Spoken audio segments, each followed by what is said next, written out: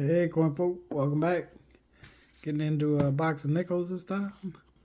Already opened it up a while back. I've had this box for a while, but just getting around to it.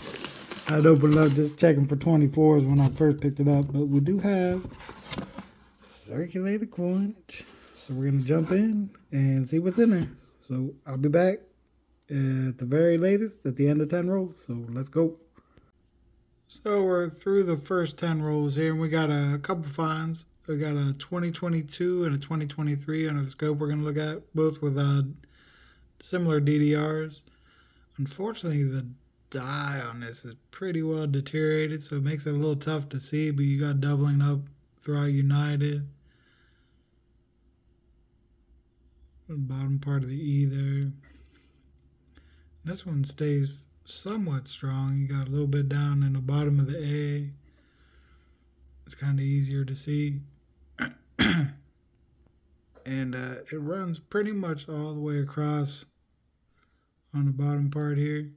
Unfortunately, like I said, the dye is so like deteriorated, it's all like mushy looking. So, but still a cool find. And then the other one is a 23. It's in a little better shape. Not quite as extreme, but it's still some nice doubling. Again, it stays pretty strong throughout the whole bottom part here. And then I think this one also has some doubling up top here, I believe. Yeah, you can see up throughout E pluribus here. So that's cool. Good little finds. And then we had a few order ones here. Oh, that's my vape. We have 1940 Philly, a 38 Philly. Don't find these a whole heck of a lot. Find a lot of 39s, or not a lot, but quite a few. 38s seem to be a little tougher to come across. Got a 57, assuming it's Denver. Yeah, looks like it. Focus. Maybe it's not. I don't know. And then last is 51. Philly. And one honorable mention, we had just one 2024 out of Philly. So that's pretty much it through the first 10 rolls. We're going to jump back in and keep on going. On roll 13 here, we got another 22 Philly under the scope with a DDR on it.